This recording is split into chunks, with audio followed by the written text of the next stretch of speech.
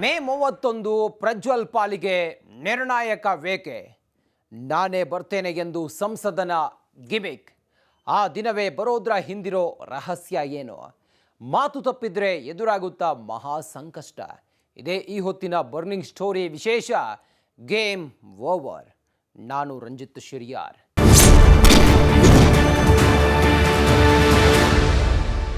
ಅತ್ಯಾಚಾರ ಆರೋಪಿ ಸಂಸದ ಪ್ರಜ್ವಲ್ ರೇವಣ್ಣ ವಿಡಿಯೋ ಮೂಲಕ 1 ತಿಂಗಳ ಸಸ್ಪೆನ್ಸ್ ಸ್ಟೋರಿಗೆ ಭರ್ಜರಿ ಟ್ವಿಸ್ಟ್ ಕೊಟ್ಟಿದ್ದಾಗಿದೆ.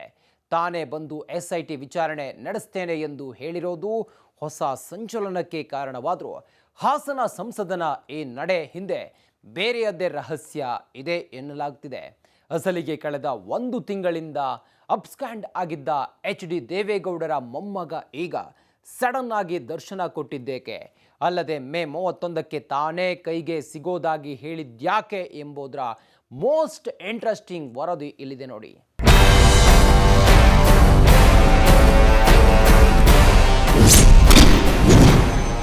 ಒಂದು ತಿಂಗಳ ಕಳ್ಳ ಪೊಲೀಸ್ ಆಟಕ್ಕೆ ಬೀಳುತ್ತಾ ಬ್ರೇಕ್. ಮೇ 31ಕ್ಕೆ ಅತ್ಯಾಚಾರ ಆರೋಪಿ ಪ್ರಜ್ವಲ್ ದರ್ಶನ ಫಿಕ್ಸ್. ಇದೇ ವಿಡಿಯೋ ನಿನ್ನೆಯಿಂದ ಭರ್ಜರಿ ಸಂಚಲನಕ್ಕೆ ಟ್ವಿಸ್ಟ್ಗೆ ಕಾರಣವಾಗಿರೋದು. ಕಳೆದ 1 ತಿಂಗಳಿನಿಂದ ಇಡೀ ದೇಶದಲ್ಲೇ ಕಿಚ್ಚು ಹಚ್ಚಿದ ರೇಪ್ ಕೇಸ್ ಪ್ರಮುಖ ಆರೋಪಿ ಪ್ರಜ್ವಲ್ ಧುತ್ತನೆ ವಿಡಿಯೋ ಮೂಲಕ ದರ್ಶನ ಕೊಟ್ಟಿದ್ದಾರೆ. ಅಲ್ಲದೆ ತಾನೇ ಮೇ 31ರಂದು SIT ಎದುರು ಕಾಣಿಸಿಕೊಳ್ತೇನೆ ಅನ್ನೋ ಮೂಲಕ ಇಡೀ ಪ್ರಕರಣಕ್ಕೆ ಭರ್ಜರಿ ಟ್ವಿಸ್ಟ್ ನೀಡಿದ್ದಾರೆ. ನಾನೇ ಖುದ್ದಾಗಿ ಶುಕ್ರವಾರ 31ನೇ ತಾರೀಕು 10 ಗಂಟೆಗೆ SIT ಮುಖಾಂತರ SIT ಮುಂದೆ ನಡಿ ಈಗ ಶುರು ಮಾಡೋಣ. ಕೇಸರಿಯಿಂದ ಮನೋಲ್ಲಾಸ ಮನಸ್ಸು ಮತ್ತೇರಿ ಕುಣಿದಾಡಿದೆ ನೋಡು, ಮನಸ್ಸು ಮತ್ತೇರಿ ಕುಣಿದಾಡಿದೆ ನೋಡು. ಕ್ಷಣ ಕ್ಷಣವೂ ಆಚರಿಸಿ ಕೇಸರಿ ಹಬ್ಬ. ವಿಮಲ್ ಬಾಯಲ್ಲಿ ಹೇಳಿ ಕೇಸರಿ. ನಾನು ಸಂಪೂರ್ಣ ಈ ಇನ್ವೆಸ್ಟಿಗೇಷನ್ಗೆ ಸಹಕಾರ ಕೊಡೋ ಮುಖಾಂತರ ನಾನು ಇದಕ್ಕೆ ಸರಿಯಾದ ರೀತಿಯಲ್ಲಿ ಉತ್ತರ ಕೊಡೋ ಕೆಲಸ ಮಾಡ್ತೀನಿ. ಇನ್ನೇನು ಪ್ರಜ್ವಲ್ ತಾನೇ ಕೈಗೆ ಸಿಗೋದಾಗಿ ಹೇಳಿದಾಗಿನಿಂದ ಅತ್ತ SIT ಕೂಡ ಮತ್ತೆ ಮೈ ಕೊಡವಿಕೊಂಡು ಪ್ರಜ್ವಲ್ ವಶಕ್ಕೆ ಪಡೆಯೋದಕ್ಕೆ ಸಿದ್ಧವಾಗಿದೆ. ಆದ್ರೆ ಈ ಎಲ್ಲ ಬೆಳವಣಿಗೆ ಕುರಿತು ರಾಜ್ಯದ ಜನತೆ ಏನಂದ್ರು ಅನ್ನೋದು ಕೂಡ ಅಷ್ಟೇ ಪ್ರಮುಖ ಎಂಬಂತಾಗಿದೆ. ಅವ್ರಿಗೆ ಕಾನೂನು ತೊಡಕು ನಮ್ಮ ದೇಶದಲ್ಲಿ ಇದೆಯಾ ಅಥವಾ ಹೊರಗಿನ ದೇಶದಲ್ಲಿ ಇದೆಯಾ ಅನ್ನೋದು ನನಗೆ ಅರ್ಥ ಆಗ್ತಾ ಇಲ್ಲ. ಇವತ್ತು ಅವರು ಬಂದು ಸರೆಂಡರ್ ಆಗ್ತೀನಿ ಅಥವಾ ನಾನು ಶರಣಾಗತಿಯನ್ನು ಆಗ್ತೀನಿ, ತನಿಖೆಗೆ ಸಂಪೂರ್ಣವಾದಂಥ ಸಹಕಾರ ನೀಡ್ತೀನಿ ಅಂತ ಹೇಳಿರುವುದು ಸ್ವಾಗತಾರ್ಹ. ಆದರೆ ಒಂದು ಮಾತು ಹೇಳ್ತೀನಿ, ನಮ್ಮ ದೇಶದ ನೆಚ್ಚಿನ ಪ್ರಧಾನಿಯರಾದಂಥ ಮತ್ತು ಹಿರಿಯರಾದಂಥ ದೇವೇಗೌಡರಿಗೆ ಇವತ್ತು ಭಾಳ ಅಪಮಾನ ಆದಂಗೆ ನನಗೆ ಅನಿಸ್ತೈತಿ. ಏನು ಅವ್ರ ವಿಡಿಯೋನ ಮಾಡಿ ಇವತ್ತು ಜಾಲತಾಣದೊಳಗೆ ಹಾಕಿದಾರಲ್ರಿ ಪ್ರಜ್ವಲ್ ರೇವಣ್ಣ ಅವರು, ಈ ಕೆಲಸನ ಮುಂಚೆನೇ ಮಾಡ್ಬೋದಾಗಿತ್ತು. ಅವರು 1 ತಿಂಗಳಗಟ್ಟಲೆ ಟೈಮ್ ಹಾಳು ಮಾಡುವಂಥದ್ದು ಅದನ್ನು ಮಾಡ್ಬೇಕು, ಅಂಥದ್ದು ಒಂದು ಅವಕಾಶ ಅವ್ರು ತೊಗೋಬಾರ್ದಾಗಿತ್ತು. ಪ್ರಜ್ವಲ್ ರೇವಣ್ಣರಿಗೆ ಈಗೇನು ಅವ್ರ ಅಜ್ಜಾರ ಹೇಳಿಕೆ ಕೊಟ್ಟ ಮೇಲೆ ಜ್ಞಾನೋದಯ ಆಗೈತಿ. ಸತ್ಯವಾಗ್ಲೂ ಇದು ಒಳ್ಳೆ ಬೆಳವಣಿಗೆ. ನಾನು ನಿಮ್ಗೆ ಈಗೂ ಹೇಳ್ತೀನಿ, ಯಾರಿಗಾರ ಆರೋಪ ಬಂದ ಮೇಲೆ ಅವ ಅಪರಾಧಿ ಅಲ್ಲ, ಅವ ಎದುರಿಸ್ತೇನಂತಾರಲ್ಲ ಅವ ಮಾಡಿದ್ದು. ನಾವು ಹೇಳೋದು ಬೇಡ್ರಿ, ಕುಮಾರಸ್ವಾಮಿಯವ್ರು ಹೇಳ್ಯಾರ ಏನಂತೇಳಿ, ಉಪ್ಪು ತಿಂದ ಅವ್ನು ನೀರು ಕುಡಿಬೇಕಂತೇಳಿ. ಅವನ ಆತ್ಮಸಾಕ್ಷಿಗಾದ್ರೂ ಗೊತ್ತಿರ್ತೈತೆ ಅವ್ನು ತಪ್ಪು ಮಾಡ್ಯಾನೋ ಇಲ್ಲ ಅಂತೇಳಿ. ಹೌದು, ಇಲ್ಲಿ ರಾಜ್ಯದ ಜನತೆ ಪ್ರಜ್ವಲ್ ಕುರಿತು ತಮ್ಮ ಅಭಿಪ್ರಾಯ ಜೊತೆಗೆ ಆಕ್ರೋಶವನ್ನು ಹೊರಹಾಕಿದ್ದಾರೆ. ಅದರಲ್ಲಿ ಅರ್ಥವೂ ಕೂಡ ಇದೆ. ಯಾಕಂದ್ರೆ ಒಬ್ಬ ಜನಪ್ರತಿನಿಧಿಯಾಗಿ ತನ್ನ ವಿರುದ್ಧ ಬಂದ ಆರೋಪವನ್ನ ಫೇಸ್ ಮಾಡೋದು ಬಿಟ್ಟು ಎಲ್ಲೋ ಕಾಣದೂರಿನಲ್ಲಿ ಕೂತು ಈ ರೀತಿ ಆಟವಾಡ್ತಾ ವಿಡಿಯೋ ಬಿಡೋದು, ಈ ಮೂಲಕ ನಾನೇ ಬರ್ತೇನೆ ಕಾದು ನೋಡಿ ಎಂದು ಟೀಸರ್ ಬಿಟ್ರೆ ಅದು ಸಹಜವಾಗಿ ಎಂತವರ ಪಿತ್ತ ನೆತ್ತಿಗೇರಿಸದೇ ಇರದು. ಅದರಲ್ಲೂ ಹಾಸನದ 17 ಲಕ್ಷ ಮತದಾರರು ತಮ್ಮ ಕ್ಷೇತ್ರದ ಸಂಸದನ ಈ ಎಲ್ಲ ನಡೆಯಿಂದ ಬೇಸತ್ತು ಹೋಗಿದ್ದಾರೆ. ಪ್ರಮುಖವಾಗಿ ದೇವೇಗೌಡರೆಂಬ ದೇಶದ ಮುತ್ಸದಿ ರಾಜಕಾರಣಿ ಇಂತಹ ಕೆಟ್ಟ ಬೆಳವಣಿಗೆಯಿಂದ 92ರ ಇಳಿ ವಯಸ್ಸಿನಲ್ಲಿ ನೊಂದುಕೊಂಡಿದ್ದು ಅಲ್ಲದೆ ಗಡ್ಡ ಬಿಡುವಂತಾಗಿದ್ದು ಎಂತವರಿಗೂ ಕೂಡ ನೋವು ತಂದಿದೆ.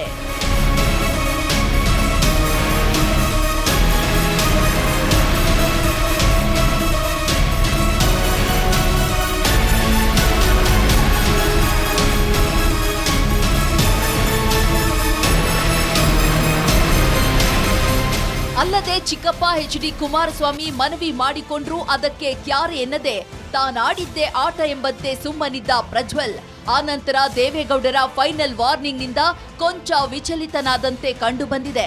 ಆದ್ರೆ ಇಲ್ಲಿ ಪ್ರಜ್ವಲ್ ವಿಡಿಯೋದಲ್ಲಿ ಎಲ್ಲೂ ಈ ಎಲ್ಲ ಬೆಳವಣಿಗೆಯ ಬಗ್ಗೆ ವಿಷಾದ ವ್ಯಕ್ತಪಡಿಸಿಲ್ಲ. ಅಲ್ಲದೆ ಖುದ್ದು ದೇವೇಗೌಡರೇ ಇಂತಹ ಅವಮಾನಕಾರಿ ಪ್ರಕರಣದಿಂದ ನೋವಿಗೊಳಗಾಗಿ ಗಡ್ಡ ಬಿಟ್ಟು ವಿರಾಗಿಯಂತೆ ಕಂಡು ಬಂದ್ರೆ ಅತ್ತ ಪ್ರಜ್ವಲ್ ಮಾತ್ರ ಎಂದಿನಂತೆ ತನ್ನ ಹಳೆ ಸ್ಟೈಲ್ನಲ್ಲಿ ದರ್ಶನ ಕೊಟ್ಟಿರೋದು.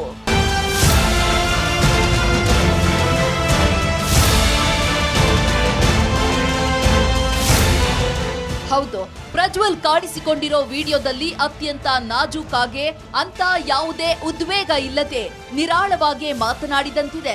ಪ್ರಜ್ವಲ್ ಮುಖಭಾವದಲ್ಲಿ ಕಿಂಚಿತ್ತೂ ಈ ಕುರಿತು ನೋವಾಗಲಿ ಪಶ್ಚಾತ್ತಾಪವಾಗಲಿ ಕಾಣಲೇ ಇಲ್ಲ. ಏನಿದ್ರೂ ತಮಗೆ ನ್ಯಾಯಾಂಗದ ಮೇಲೆ ನಂಬಿಕೆ ಇದೆ, ಎಲ್ಲವನ್ನೂ ಕೂಡ ಧೈರ್ಯವಾಗಿ ಫೇಸ್ ಮಾಡ್ತೇನೆ ಎಂಬ ವಿಶ್ವಾಸದ ಮಾತುಗಳೇ ಕಂಡು ಬಂದಿದ್ದು ಕೇಳಿ ಬಂದಿದ್ದು.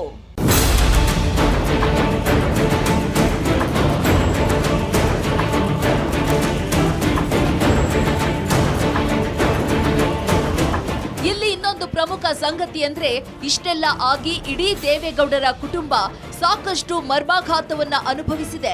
ಅದು ಅತ್ತ ಮಾಜಿ ಸಿಎಂ HD ಕುಮಾರಸ್ವಾಮಿಯವರಲ್ಲೂ ಕೂಡ ಆಗಾಗ ಕಂಡು ಬಂದಿದೆ. ಆದ್ರೆ ಇಡೀ ಕುಟುಂಬವೇ ಇಂತಹ ಸ್ಥಿತಿಯಲ್ಲಿರುವಾಗ ಅತ್ತ ಪ್ರಜ್ವಲ್ ಮಾತ್ರ ದೇವೇಗೌಡರೇ ಎಚ್ಚರಿಕೆ ಕೊಡೋವರೆಗೂ ಬಿಲ ಬಿಟ್ಟು ಹೊರಗೆ ಕಾಣಿಸಿಕೊಂಡಿಲ್ಲ. ಅಲ್ಲದೆ ಇಷ್ಟಾದ್ರೂ ತಾನಿರೋದೆಲ್ಲಿ ಎಂಬುದರ ಕುರಿತು ಚಿಕ್ಕ ಹಿಟ್ ಕೂಡ ಪ್ರಜ್ವಲ್ ವಿಡಿಯೋದಲ್ಲಿಲ್ಲ.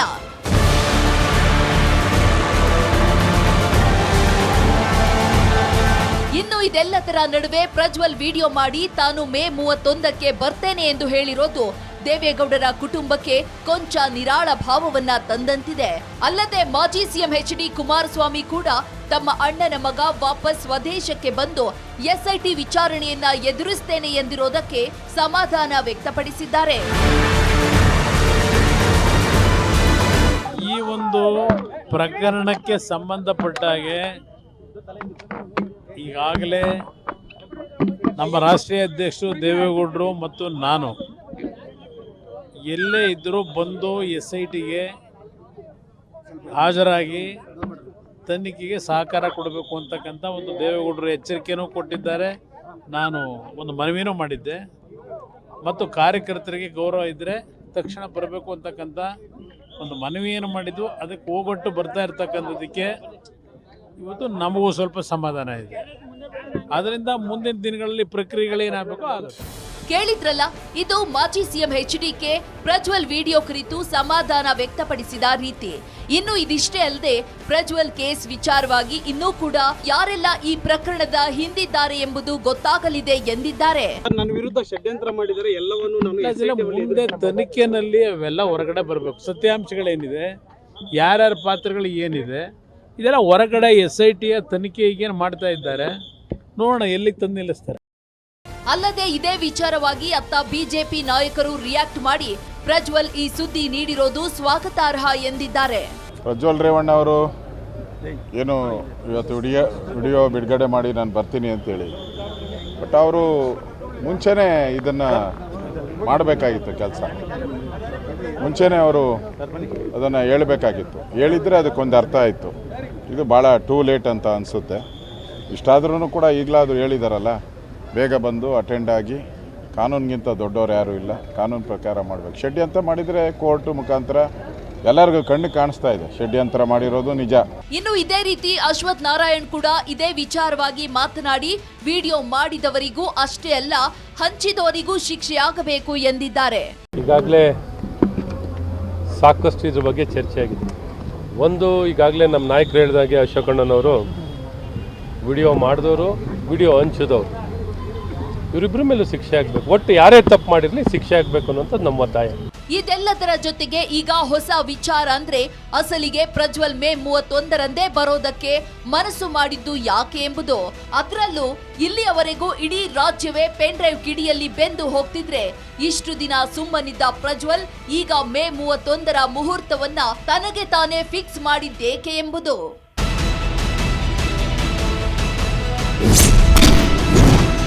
ಮೇ 31ರಂದೇ ತನ್ನ ದಿಗ್ದರ್ಶನ ಎಂದ ಪ್ರಜ್ವಲ್ ಹಣೆಯಲ್ಲಿ ಕುಂಕುಮ, ಎಸ್ಐಟಿಗೂ ಗೊಂದಲ. ಅಂದಹಾಗೆ ಪ್ರಜ್ವಲ್ ರೇವಣ್ಣ ವಿಡಿಯೋ ಸಂದೇಶ ಇಡೀ ಪ್ರಕರಣಕ್ಕೆ ತಿಂಗಳ ನಂತರ ಸಿಕ್ಕ ಬಿಗ್ ಟ್ವಿಸ್ಟ್ ಎನ್ನುವಂತಾಗಿದೆ. ಆದ್ರೆ ಜೊತೆಗೆ ಪ್ರಜ್ವಲ್ ಮೇ 31ರಂದೇ ಮುಹೂರ್ತ ಫಿಕ್ಸ್ ಮಾಡಿದ್ದು ಯಾಕೆ ಎಂಬ ಮತ್ತೊಂದು ಕುತೂಹಲದ ಜೊತೆಗೆ ಅನುಮಾನವೂ ಮೂಡಿದಂತಿದೆ.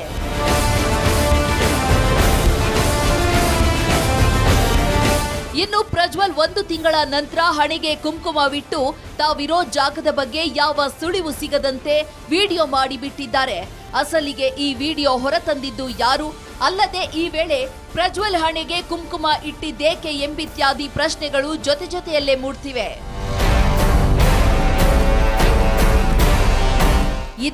ಇದೇ ಸಂಗತಿ ಪ್ರಜ್ವಲ್ ಬೇಟೆಗೆ ಕಾಯ್ತಿರೋ ಎಸ್ಐಟಿಗೆ ಭಾರಿ ಕನ್ಫ್ಯೂಸ್ ಮಾಡಿದ್ದು. ಯಾಕಂದ್ರೆ ವಿಡಿಯೋದಲ್ಲಿ ಪ್ರಜ್ವಲ್ ರೇವಣ್ಣ ಹಣೆಯಲ್ಲಿ ಕುಂಕುಮ ಇದೆ. ವಿದೇಶದಲ್ಲಿದ್ರೆ ಪ್ರಜ್ವಲ್ ಹಣೆಯಲ್ಲಿ ಕುಂಕುಮ ಹೇಗೆ ಬಂತು? ಕರ್ನಾಟಕದಲ್ಲಿದ್ರೆ ಪ್ರಜ್ವಲ್ ರೇವಣ್ಣ ವಿದೇಶದ ಕತೆ ಕಟ್ಟಿದ್ರಾ ಎಂಬ ಅನುಮಾನ ಎಸ್ಐಟಿ ಅಧಿಕಾರಿಗಳಿಗೆ ಕಾಡಲು ಶುರುವಾಗಿದಂತಿದೆ.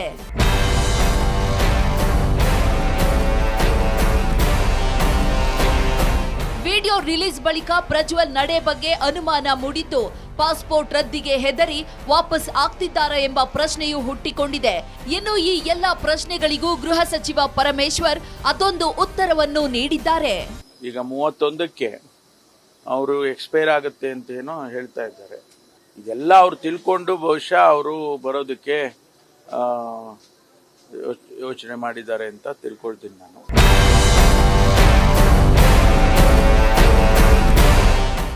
ಹಾಗಾದ್ರೆ ಗೃಹ ಸಚಿವ ಡಾಕ್ಟರ್ ಜಿ ಪರಮೇಶ್ವರ್ ಹೇಳುವಂತೆ ಮೇ 31ಕ್ಕೆ ಎಕ್ಸ್ಪೈರ್ ಆಗೋದೇನು? ಅಸಲಿಗೆ ಪ್ರಜ್ವಲ್ ರೇವಣ್ಣ ಇದೇ ದಿನದಂದೇ ಖುದ್ದು ತಾನೇ ಬರ್ತೇನೆ ಅಂದಿದ್ಯಾಕೆ? ಆ ಮೇ 31ರ ರಹಸ್ಯವನ್ನು ಹೇಳ್ತೀವಿ. Welcome back. Prajwal Revanna May 31ಕ್ಕೆ SIT ಮುಂದೆ ಹಾಜರಾಗ್ತೇನೆ ಎಂದಾಗ ಸಹಜವಾಗಿ ಅದು ಅನುಮಾನ ಮೂಡಿಸಿರೋದು ನಿಜ. ಯಾಕಂದ್ರೆ ಪ್ರಜ್ವಲ್ ಇಷ್ಟು ದಿನ ಆಡಿರೋ ಕಣ್ಣ ಮುಚ್ಚಾಲೆ ಆಟ. ಆದರೆ ಇಲ್ಲಿ ಪ್ರಜ್ವಲ್ ಮೇ 31ಕ್ಕೆ ಬರೋದಾಗಿ ಹೇಳಿದ್ರ ಹಿಂದೆ ಅದೊಂದು ಬಲವಾದ ಕಾರಣ ಇದೆ ಎಂದು ಹೇಳಲಾಗ್ತಿದೆ. ಮೇ 31ಕ್ಕೆ SIT ಎದುರು ಬರಲೇಬೇಕಾ ಪ್ರಜ್ವಲ್? ಅಂತಹ ಅನಿವಾರ್ಯ ಇದ್ದಕ್ಕಿದ್ದಂತೆ ಸೃಷ್ಟಿಯಾಗಿದ್ದೇಕೆ? ಪ್ರಜ್ವಲ್ ರೇವಣ್ಣ ಕೇಸ್ ಕಳೆದ 1 ತಿಂಗಳಿನಿಂದ ರಾಜ್ಯ ಹಾಗೂ ಕೇಂದ್ರ ಸರ್ಕಾರದ ನಡುವೆ ತಿಕ್ಕಾಟಕ್ಕೆ ಕಾರಣವಾಗಿದೆ. ಪ್ರಜ್ವಲ್ ರಾಜತಾಂತ್ರಿಕ ಪಾಸ್ಪೋರ್ಟ್ ಅನ್ನ ಕೇಂದ್ರ ರದ್ದುಗೊಳಿಸಿಲ್ಲಬೇಕೆ? ಈ ಕುರಿತು ಪತ್ರಗಳನ್ನ ಬರೆದ್ರೂ ಸರಿಯಾದ ರೆಸ್ಪಾನ್ಸ್ ಮಾಡಿಲ್ಲಬೇಕೆ ಎಂದು ಸಿಎಂ ಸಿದ್ದರಾಮಯ್ಯ ಗುಡುಗುತ್ತಲೇ ಬಂದಿದ್ರು. ಅಲ್ಲದೆ ಈ ಕುರಿತು ಗೃಹ ಸಚಿವರು ಕೂಡ ರಿಯಾಕ್ಟ್ ಮಾಡಿದ್ರು. ಅಷ್ಟು ಸುಲಭ ಅಲ್ಲ. ಒಂದು ದೇಶದಿಂದ ಒಬ್ಬರನ್ನ ಕರ್ಕೊಂಡು ಬರಬೇಕಾದ್ರೆ ಅದಕ್ಕೊಂದಿಷ್ಟು ಪ್ರಾಸೆಸ್ಗಳಿರುತ್ತೆ. ಅವ್ರನ್ನ ಡಿಪ್ಲೊಮ್ಯಾಟಿಕ್ ಪಾಸ್ಪೋರ್ಟನ್ನು ಕೊಟ್ಟಂತೂ ಕೇಂದ್ರ ಸರ್ಕಾರ MP ಗಳಿಗೆ ಸಾಮಾನ್ಯವಾಗಿ ಕೊಡ್ತಾರೆ. ಅದನ್ನು ಕ್ಯಾನ್ಸಲ್ ಮಾಡಬೇಕು, ಆಮೇಲೆ ಅವ್ರನ್ನ ಅರೆಸ್ಟ್ ಮಾಡಬೇಕು. ಆ ದೇಶದಲ್ಲಿ ನಾವು ಹೋಗಿ ಅರೆಸ್ಟ್ ಮಾಡೋಕ್ಕೆ ಬರಲ್ಲ. ಇದೇ ನೀವು ತುಮಕೂರಿನಲ್ಲಿ ಏನೋ ಆಯಿತು, ಚಿತ್ರದುರ್ಗದಲ್ಲಿ ಅರೆಸ್ಟ್ ಮಾಡಿ ಹೇಳ್ಕೊಂಬಂದ್ರು ಅನ್ನಂಗಲ್ಲ. ಇದು ಹೊರದೇಶದಲ್ಲಿ ನಾವು ನಮ್ಮ ಪೊಲೀಸ್ನವರು ಹೋಗಿ ಅರೆಸ್ಟ್ ಮಾಡೋಕ್ಕೆ ಸಾಧ್ಯ ಇಲ್ಲ. ಆದ್ದರಿಂದ ನಾವು ಆ ದೇಶದ ಲೀಗಲ್ ಪ್ರಾಸೆಸ್ ಏನಿದೆ ಅವರಿಗೇನೆ ನಾವು ರಿಕ್ವೆಸ್ಟ್ ಮಾಡಬೇಕಾಗುತ್ತೆ. ಅದನ್ನು ನಾವು ಕೇಂದ್ರ ಸರ್ಕಾರದ ಮೂಲಕ ನಾವು ಮಾಡಿದ್ದೇವೆ. ಹಾಗಾಗಿ ಈಗ ಅವರು ಬರ್ತಾರೆ ಎಂದಾಗ ಭಾಳ ಒಳ್ಳೆಯದು. ಆದ್ರೆ ಅದಕ್ಕೆ ಉತ್ತರ ಕೊಟ್ಟಿದ್ದ ವಿದೇಶಾಂಗ ಸಚಿವ ಜೈಶಂಕರ್, ಕರ್ನಾಟಕ ರಾಜ್ಯ ಮಾಡಿರೋ ಮನವಿ ಗಮನಕ್ಕೆ ಬಂದಿದೆ ಎಂದಿದ್ರು. ಅಲ್ಲದೆ ಈ ಕುರಿತು ಕ್ರಮಕ್ಕೆ ಮುಂದಾಗ್ತಿರೋದಾಗಿಯೂ ಹೇಳಿದ್ರು. ಇನ್ನು ಅದರಂತೆ ರಾಜತಾಂತ್ರಿಕ ಪಾಸ್ಪೋರ್ಟ್ ರದ್ದು ಮಾಡಲು ಕೋರ್ಟ್ ಅನುಮತಿ ಬೇಕಾಗುತ್ತದೆ. ಅದರಂತೆ ಪ್ರಜ್ವಲ್ ರೇವಣ್ಣ ರಾಜತಾಂತ್ರಿಕ ಪಾಸ್ಪೋರ್ಟ್ ರದ್ದಾಗಲು ವಿದೇಶಾಂಗ ಇಲಾಖೆ ನ್ಯಾಯಾಲಯದ ಅನುಮತಿ ಪಡೆಯಬೇಕಾಗುತ್ತೆ.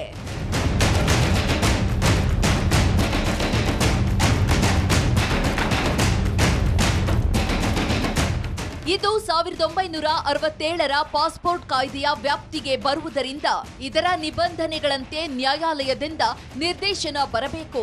ಬಳಿಕ ಗೃಹ ಇಲಾಖೆ ಪರಿಶೀಲನೆ ನಡೆಸಿ ಸಮ್ಮತಿ ಸೂಚಿಸಿದ್ರೆ ವಿದೇಶಾಂಗ ಇಲಾಖೆ ಪಾಸ್ಪೋರ್ಟ್ ರದ್ದು ಮಾಡುತ್ತೆ. ಒಮ್ಮೆ ರದ್ದಾದ್ರೆ ಎಲ್ಲಾ ದೇಶಗಳ ಇಮಿಗ್ರೇಷನ್ಗೆ ಮಾಹಿತಿ ಹೋಗುತ್ತೆ. ಹೀಗಾಗಿ ಭಾರತಕ್ಕೆ ಬರಲೇಬೇಕಾದ ಅನಿವಾರ್ಯತೆ ಸೃಷ್ಟಿಯಾಗಿತ್ತು. ಹೀಗಾಗಿ ಭಾರತಕ್ಕೆ ಮರಳದೆ ಪ್ರಜ್ವಲ್ಗೆ ಬೇರೆ ದಾರಿ ಇರೋದಿಲ್ಲ ಎಂಬ ಮಾತುಗಳು ಕೇಳಿ ಬಂದಿದ್ವು. ಈಗ 31ಕ್ಕೆ ಅವರು ಎಕ್ಸ್ಪೈರ್ ಆಗುತ್ತೆ ಅಂತ ಏನೋ ಹೇಳ್ತಾ ಇದ್ದಾರೆ. ಇದೆಲ್ಲ ಅವ್ರು ತಿಳ್ಕೊಂಡು ಬಹುಶಃ ಅವರು ಬರೋದಕ್ಕೆ ಯೋಚನೆ ಮಾಡಿದ್ದಾರೆ ಅಂತ ತಿಳ್ಕೊಳ್ತೀನಿ ನಾನು. ಆದ್ರೆ ಗೃಹ ಸಚಿವ ಪರಮೇಶ್ವರ್ ಇದೊಂದು ಹೇಳಿಕೆ ಅಸಲಿಗೆ ಪ್ರಜ್ವಲ್ ಸ್ವದೇಶಕ್ಕೆ ಮರಳದೆ ಹೋದ್ರೆ ಮುಂದಾಗಲಿರೋದೇನು ಎಂಬ ಸಂಗತಿಯನ್ನು ಬಿಚ್ಚಿಟ್ಟಿದೆ. ಅಲ್ಲದೆ ಒಂದು ವೇಳೆ ಪ್ರಜ್ವಲ್ ಹೇಳಿದಂತೆ ಭಾರತಕ್ಕೆ ಬಂದ್ರೆ ಮುಂದೆ ಯಾವ ಕ್ರಮ ಎಂಬುದಕ್ಕೂ ಪರಮೇಶ್ವರ್ ಉತ್ತರ ಕೊಟ್ಟಿದ್ದಾರೆ.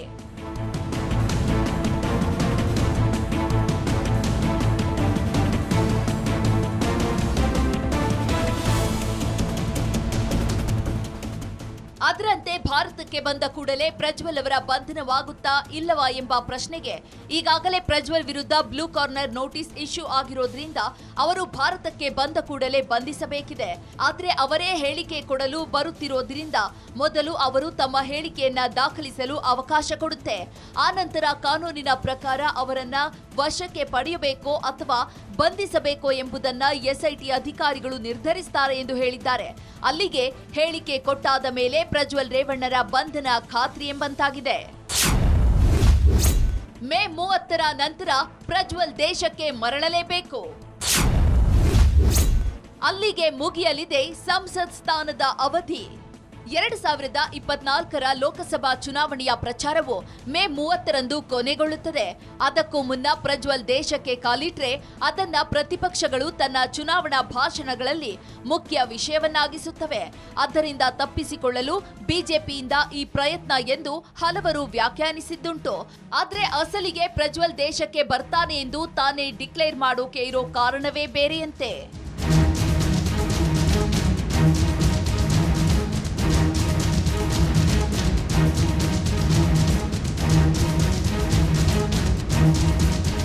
ಪ್ರಜ್ವಲ್ ರೇವಣ್ಣ ಇದ್ದಕ್ಕಿದ್ದಂತೆ ವಿಡಿಯೋ ಮೂಲಕ ಪ್ರತ್ಯಕ್ಷವಾಗಿ ಮೇ 31ಕ್ಕೆ ಕಮಿಂಗ್ ಸೂನ್ ಎಂದಿರೋದು ಸಂಚಲನ ಸೃಷ್ಟಿಸಿದೆ. ಅಲ್ಲದೆ ಪ್ರಜ್ವಲ್ ನಿಜಕ್ಕೂ ಬರೋದಾ ಅಥವಾ ಇದು ಕೂಡ ಪರಿಸ್ಥಿತಿಯನ್ನ ಕೊಂಚ ಪುಷ್ ಮಾಡೋಕೆ ಹೊಸ ತಂತ್ರವಾ ಎಂಬ ಚರ್ಚೆಯೂ ಶುರುವಾಗಿದೆ. ಆದ್ರೆ ಅದು ಹಾಗಲ್ಲ, ಇಲ್ಲಿ ಆಗ್ತಿರೋದೇ ಬೇರೆ ಎಂಬ ಸಂಗತಿಯು ಈಗ ಬಯಲಾಗಿದೆ.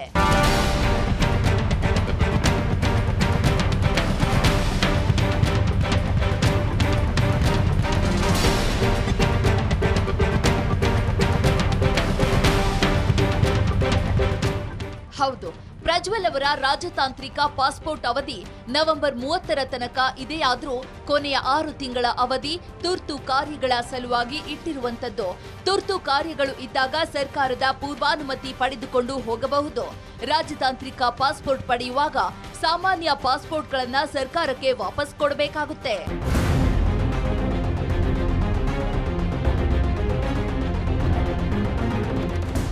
ರಾಜತಾಂತ್ರಿಕ ಪಾಸ್ಪೋರ್ಟ್ ಸವಲತ್ತು ಬಳಸಿಕೊಂಡು ವಿದೇಶಕ್ಕೆ ಪರಾರಿಯಾಗಿರುವ ಸಂಸದ ಪ್ರಜ್ವಲ್ ರೇವಣ್ಣ ಅವರು ಮೇ 31ರೊಳಗೆ ದೇಶಕ್ಕೆ ವಾಪಸ್ ಬರಲೇಬೇಕು ಎನ್ನುತ್ತಿದೆ ರಾಜತಾಂತ್ರಿಕ ಪಾಸ್ಪೋರ್ಟ್ ನಿಯಮ. ಸಂಸದರಿಗೆ 5 ವರ್ಷಗಳ ಅವಧಿಗೆ ಪಾಸ್ಪೋರ್ಟ್ ನೀಡಲಾಗಿರುತ್ತದೆ. ಈ ಸಂಸತ್ನ ಅವಧಿ ಈಗ ಮುಗಿಯುತ್ತಿದ್ದು ಅದರಂತೆ ಪ್ರಜ್ವಲ್ ಮೇ 31ರೊಳಗೆ ಭಾರತಕ್ಕೆ ಬರಬೇಕು.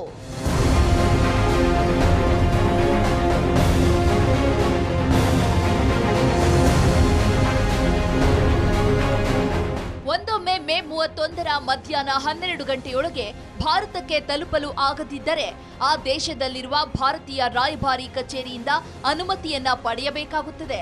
ಈ ಮಧ್ಯೆ ಈಗಾಗಲೇ ಪ್ರಜ್ವಲ್ ವಿರುದ್ಧ ಬ್ಲೂ ಕಾರ್ನರ್ ನೋಟಿಸ್ ಇಶ್ಯೂ ಮಾಡಲಾಗಿದೆ. ಇಂಟರ್ಪೋಲ್ಗೂ ಮನವಿ ಮಾಡಲಾಗಿದೆ. ಹೀಗಾಗಿ ರಾಯಭಾರಿ ಕಚೇರಿಯಿಂದ ಅನುಮತಿ ಪಡೆಯುವ ಪ್ರಕ್ರಿಯೆ ಸಂಕಷ್ಟಕ್ಕೆ ಈಡು ಮಾಡಲಿದೆ ಎಂದು ಅಧಿಕಾರಿಗಳು ತಿಳಿಸಿದ್ದಾರೆ.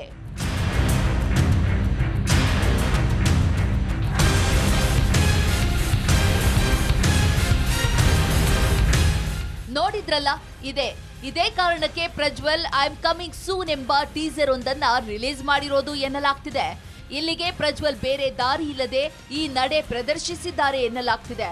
ಪಾಸ್ಪೋರ್ಟ್ ರದ್ದಾದ್ರೆ ಈ ಬಗ್ಗೆ ಎಲ್ಲಾ ದೇಶಗಳ ಇಮಿಗ್ರೇಷನ್ಗೂ ಮಾಹಿತಿಯನ್ನ ರವಾನೆ ಮಾಡಲಾಗುತ್ತೆ. ಹೀಗಾಗಿ ಪ್ರಜ್ವಲ್ ರೇವಣ್ಣ ಭಾರತಕ್ಕೆ ಬರಲೇಬೇಕಾದ ಅನಿವಾರ್ಯತೆ ಸೃಷ್ಟಿಯಾಗುತ್ತದೆ.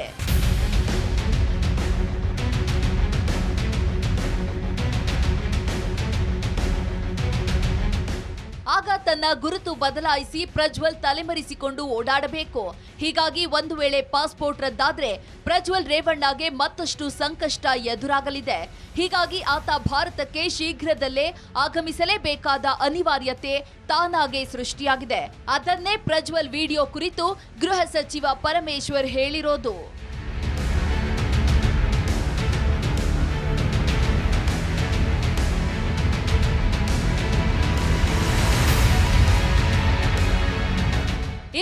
ಪ್ರಜ್ವಲ್ ರಾಜತಾಂತ್ರಿಕ ಪಾಸ್ಪೋರ್ಟ್ ರದ್ದಾದ್ರೆ 2 ಬಗೆಯಲ್ಲಿ ಪ್ರಜ್ವಲ್ ರೇವಣ್ಣನನ್ನ ಭಾರತಕ್ಕೆ ಕರೆತರಬಹುದು. ಪ್ರಜ್ವಲ್ ಯಾವ ದೇಶದಲ್ಲಿದ್ದಾನೋ ಅಲ್ಲಿ ಅವನನ್ನ ಹಸ್ತಾಂತರ ಪ್ರಕ್ರಿಯೆ ಅಡಿ ವಾಪಸ್ ಕರೆತರಬಹುದಾಗಿದೆ. ಆದರೆ ಆ ದೇಶದ ನಡುವೆ ಭಾರತವು ಈ ಮೊದಲು ಒಪ್ಪಂದ ಮಾಡಿಕೊಂಡಿರಬೇಕು. ಇಲ್ಲವಾದಲ್ಲಿ ಗಡೀಪಾರು ಪ್ರಕ್ರಿಯೆ ಮೂಲಕವೂ ಪ್ರಜ್ವಲ್ ಅವರನ್ನ ಕರೆತರಬಹುದು.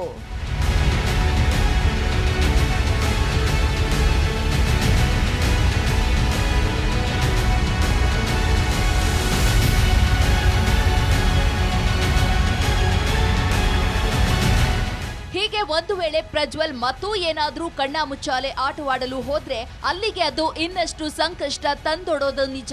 ಅಲ್ಲದೆ ಕೇಂದ್ರ ಪ್ರಜ್ವಲ್ ರಾಜತಾಂತ್ರಿಕ ಮಾರ್ಗದಲ್ಲಿ ದೇಶಕ್ಕೆ ಕರೆತರೋ ಸ್ಥಿತಿ ಬಂದ್ರೆ ಅಲ್ಲಿಗೆ ಪ್ರಜ್ವಲ್ ಮತ್ತೊಂದು ರೀತಿಯ ದಾಖಲೆ ಬರೆದಂತಾಗುತ್ತೆ.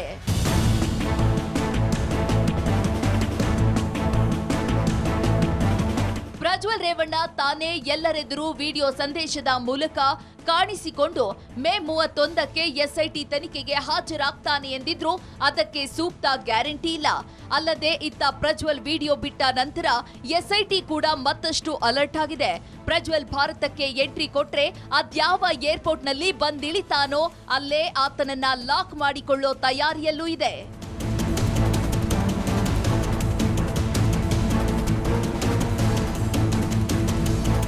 ಒಟ್ಟಾರೆ ಪ್ರಜ್ವಲ್ ರೇವಣ್ಣ ಇಷ್ಟು ದಿನಗಳ ಕಣ್ಣಾ ಮುಚ್ಚಾಲೆ ಆಟಕ್ಕೆ ಕೆಲವೇ ದಿನಗಳಲ್ಲಿ ತೆರೆ ಬೀಳೋ ಸಾಧ್ಯತೆಯೂ ದಟ್ಟವಾಗಿದೆ. ಪ್ರಜ್ವಲ್ ಮತ್ತಷ್ಟು ದಿನ ತಲೆಮರೆಸಿಕೊಂಡಿರೋ ಎಲ್ಲ ಮಾರ್ಗಗಳು ಮುಚ್ಚಿ ಹೋಗಿದ್ದು ಪ್ರಜ್ವಲ್ ಮೇ 31ಕ್ಕೆ ದೇಶಕ್ಕೆ ಬಂದಿಳಿಯಲೇಬೇಕು. ಅಲ್ಲದೆ ಎಸ್ಐಟಿ ಎದುರು ವಿಚಾರಣೆಗೆ ಒಳಪಡಲೇಬೇಕಿದೆ.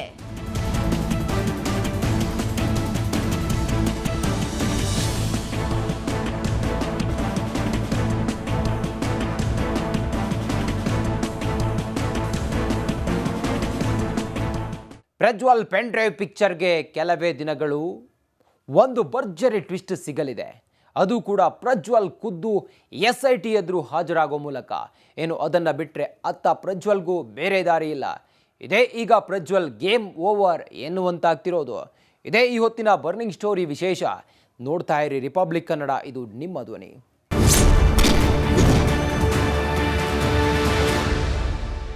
ನಮಸ್ಕಾರ, ನಾನು ಜಯಪ್ರಕಾಶ್ ಶೆಟ್ಟಿ ಮಾತಾಡ್ತಾ ಇದ್ದೀನಿ. ರಿಪಬ್ಲಿಕ್ ಕನ್ನಡದ ಈ ವಿಡಿಯೋವನ್ನು ಶೇರ್ ಮಾಡಿ ಮತ್ತು ನಮ್ಮ ಚಾನಲನ್ನು ಸಬ್ಸ್ಕ್ರೈಬ್ ಮಾಡಿ.